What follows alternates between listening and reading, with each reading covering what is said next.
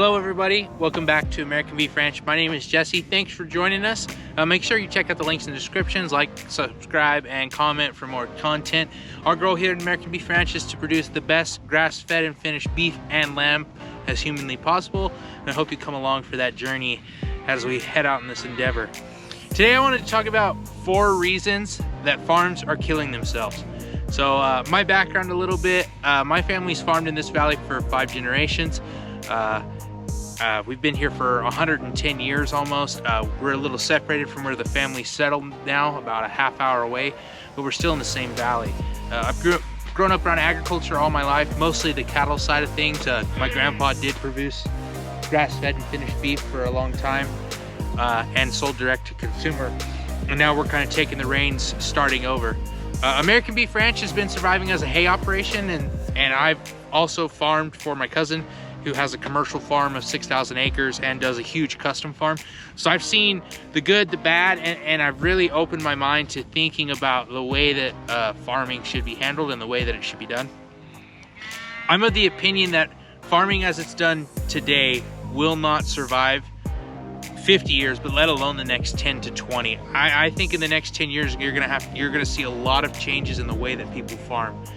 And I have 4 main points. Number 1 being tillage. There's tillage used all over, every kind of tillage, ripping, disking, chisel plows, I mean harrowing, which harrowing is kind of a different thing, we kind of use that, but tillage is gonna have to go away. The biggest downside to tillage is that every time you till the ground, you really mess up the ecosystem and the biology inside the ground. If you look at a soil sample, if there's a lot of tillage used, organic matter is almost impossible to keep. You're always going to have trouble keeping organic matter, and organic matter gives the soil the ability to hold on to water and have spaces and be uncompacted, and allows the soil to transport nutrients, hold on to water, and do things like that. There's regenerative ranches in this area, or regenerative farms, that have used those practices for 10 years, and they have almost 8% organic matter. And if you go into a field where there's 8% organic matter versus what is typically I see in soil samples is about 2% organic matter, you definitely feel that when you apply water, which we're in irrigation country here. So tillage is gonna have to go away. We're gonna have to go to a lot more no-till, a lot of regenerative practices into the soil.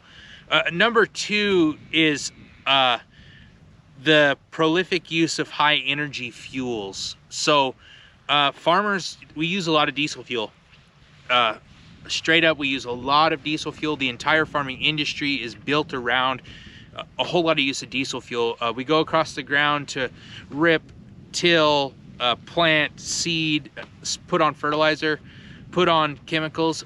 We really need to work to reduce the use of high energy fuels, because as we've seen this year, they're really expensive, and so reducing the use of them reduces the cost.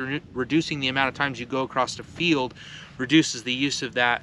But also, just like I just did here, this, you know, starting a tractor every day and feeding a bale of hay is probably not the best use of diesel fuel.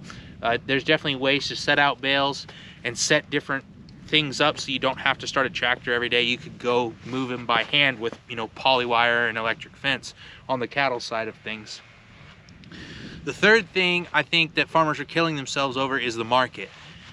The entire market, the entire thing has been set up for certain things to happen. On the cattle side, you know, cattle have been bred to get bigger and bigger framed, larger animals that can grow on that high energy feed, those corns, those silages that are fed into them and poured into them, and then go into slaughter. They've tried to make them bigger and faster, bigger, fatter, and faster, basically.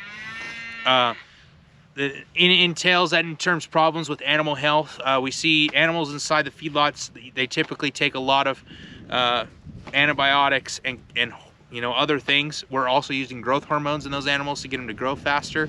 And in the end, we're just creating a meat product that's not as, you know, high of quality.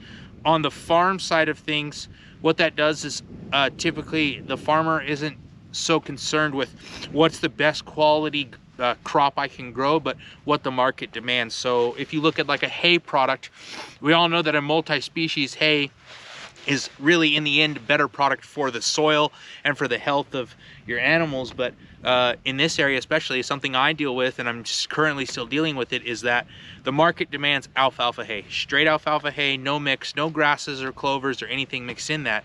And if you want to sell a product, you basically have to sell straight alfalfa hay. Also, another thing about on the hay side of things that I see is we make big square bales. We don't typically have round bales, so like if I was to buy like a Greg Judy bale unroller, I really couldn't use it in my area, because I need to, if I made round bales, nobody would buy them. I'm selling to people that expect square bales so they can transport them, stack them, and do the things they need to do. And so that's another way that the market, you know, has kind of affected itself. If you look at corn or soybeans or something like that, there's specific varieties that do specific things, and they're all kind of set up by the ag industrial complex to do specific things, not really to make the best crop, but to make the most crop they possibly can, and of decent quality for what they're trying to do, for what they're trying to use. So it really affects farmers not being able to produce the best product that they can on the market side of things. And so finally, the fourth is the overuse and the prolific use of chemical everything. So whether that's herbicides, pesticides, fungicides, all the sides, or chemical fertilizers, the use of those obviously is dangerous. We've seen glyphosate be very big, or Roundup be very very troublesome for not only the cow market, the dairy market. That glyphosate is leaking into our food and causing a lot of health issues. Cancers are directly linked and related to that, and there's several different ways you can look at that. So, and then you've got, you know, every time you spray on a side, you end up, sure, you take care of your weed problem, but you also end up killing the biology in the soil once again, so you're screwing your soil health. Chemical fertilizers kind of have a really two really downsides. Obviously they're chemicals, so they don't help the soil biology or anything like that. It's just feeding the plant. You're not really worried about the soil health. The soil health is kind of second nature to most people. But also, we're very reliant in the United States off of Russian and Chinese imports of urea and other things and natural gas to create those fertilizer products. So that's a really scary thought, that we're completely reliant on countries that we don't typically align with on political and philosophical thinking, and that at any time they could just say, nope, we're not doing it anymore, and cut us off, and the American farmer would be hurting. Luckily, especially in the fertilizer side of things, you can definitely fix that. Obviously, we're fertilizer distributors ourselves.